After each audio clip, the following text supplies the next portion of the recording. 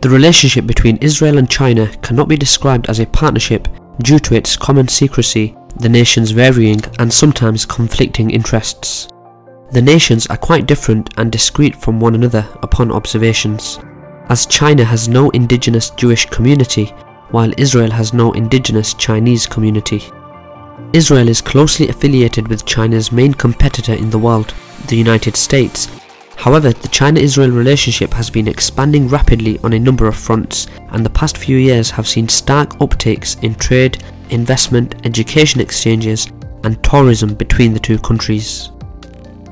Israel is looking to expand its diplomatic, economic, and strategic ties with the world's fastest growing major economy and diversify its export markets and investments from the US and Europe. Although evolving relations with China present Israel with important opportunities, they also provide a variety of challenges. I'm your host Kasim, and thanks for joining me for another KJ vid. In this video we will present a historical overview of the relationship between China and Israel. Just before we begin, please kindly visit our website kjvids.co.uk and subscribe to one of our plans, which will give you unlimited access to all of our content and full transcripts for our reports. We have left a 50% discount link in the description.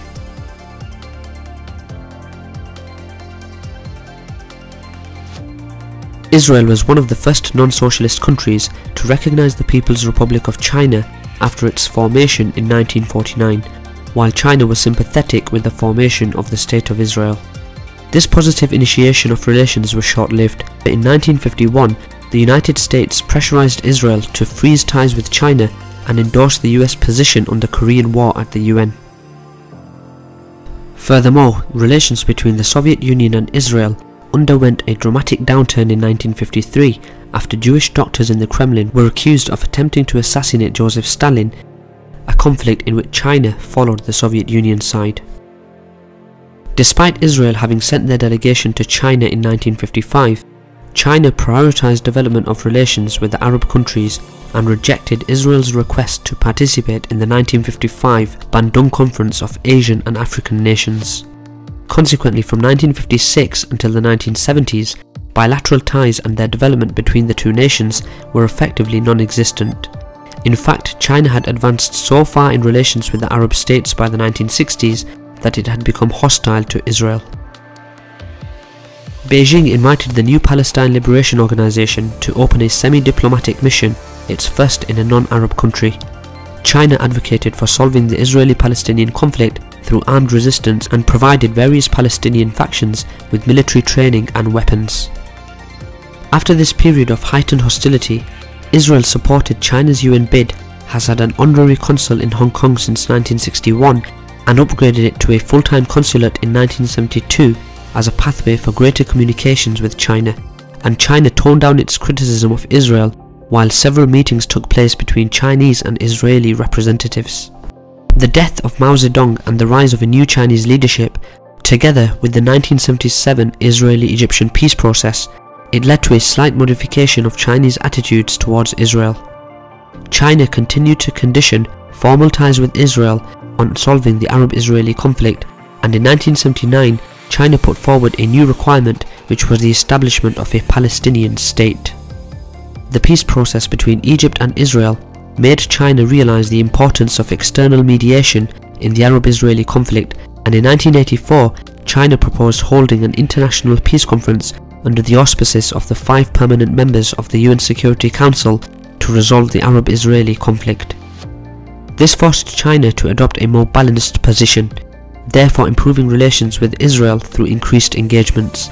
In the summer of 1985, Israel reopened its Consulate General in Hong Kong in order to reach out to China, and meetings between foreign policy officials, including UN, Israeli and Chinese delegations, began to take place more frequently.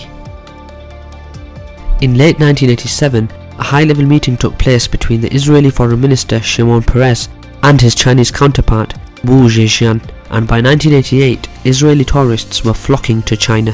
That year China recognized the State of Palestine and upgraded its ties with the Palestinian Liberation Organization, but that did not affect the course of Israeli-Chinese ties. After the Tiananmen Square incident, Western powers distanced themselves from China as well as opening sanctions against them, which led to China opening the door for closer ties with Israel for arms sales. After the Gulf War, in which China supported the West, as well as the end of the Soviet Union, China re-established itself back in the international community and established formal ties with Israel in 1992. Until 2005, defense technology was the bedrock of Sino-Israeli ties, despite several major setbacks in the 1990s and 2000s, predominantly as a result of Israel favoring US military equipment over Chinese. From 2005 onwards, this defense cooperation started transforming into an economic partnership. The catalyst for these bilateral ties remains Chinese interests in Israeli advanced technology and Israel's pursuit of access to the large Chinese market. This cooperation has been steadily growing, and in 2013, Netanyahu passed Government Resolution 251, which directs the expansion of all non-sensitive aspects of Israeli-Chinese cooperation. The shift to economic cooperation has led to a major expansion of bilateral ties, including significant Chinese investment and construction activity in Israel.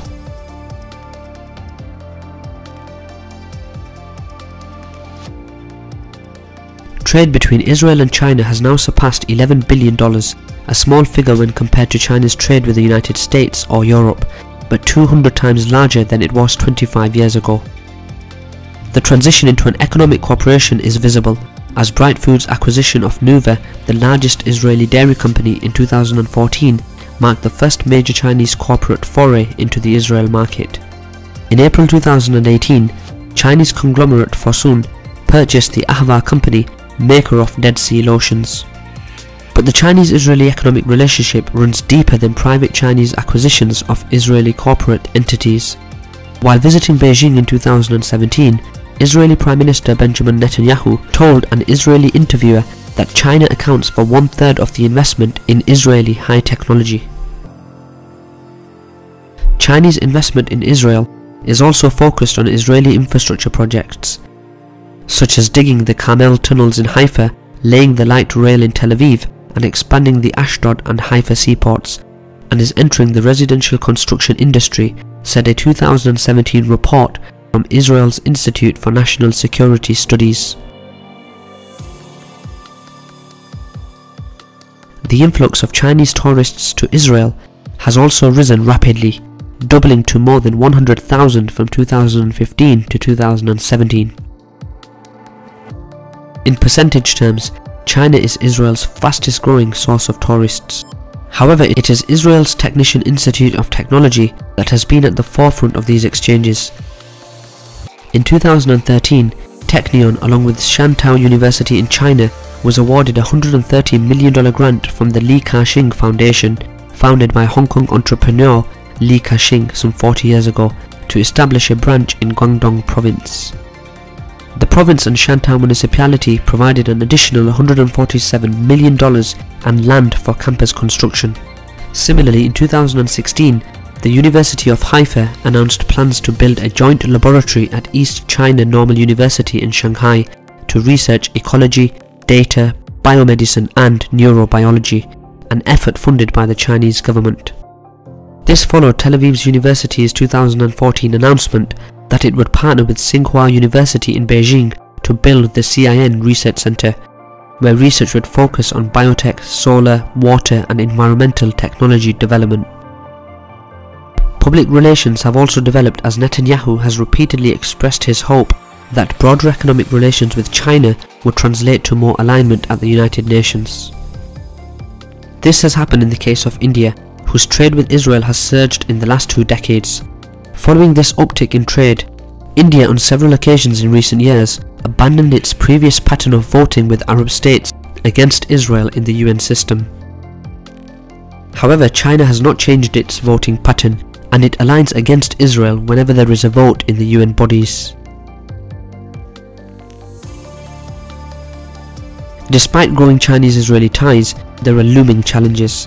As part of what has been identified as a broader Chinese strategy to expand engagement in the Middle East, China has cultivated ties with all major actors, including various Arab states, Iran and Turkey. While Chinese President Xi Jinping has walked a fine line between Israel and its regional adversaries, deepened ties with Israel could create tension with some of China's other regional partners, particularly Iran. The Chinese state's stance on Israeli settlements in the West Bank settlements could also be a source of friction. The government has refused to allow its labourers to work in the West Bank, citing its opposition to Israeli settlement construction there. Furthermore, in Israel there is some opposition to the recent expansion of bilateral relations. There are skeptics in several Israeli political parties and among former national security officials who warn of potential security issues and possible friction with the United States resulting from Chinese involvement in Israeli infrastructure projects. Still, the growth in the China-Israel relationship has clearly benefited both sides.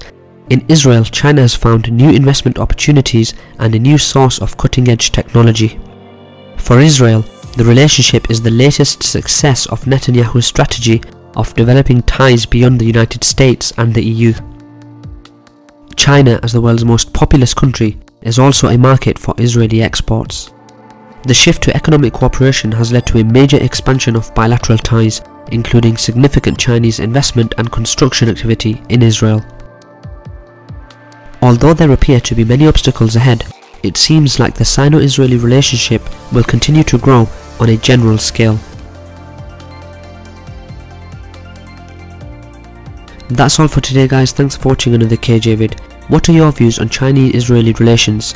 Do you think that their relations will undermine America's relation with Israel in the near future? We would love to hear your views in the comments below. Please don't forget to subscribe on our website kjvids.co.uk for unlimited access to our content and the full transcripts for our reports. We have left a 50% discount in the link in the description. Thanks for watching again and see you next time.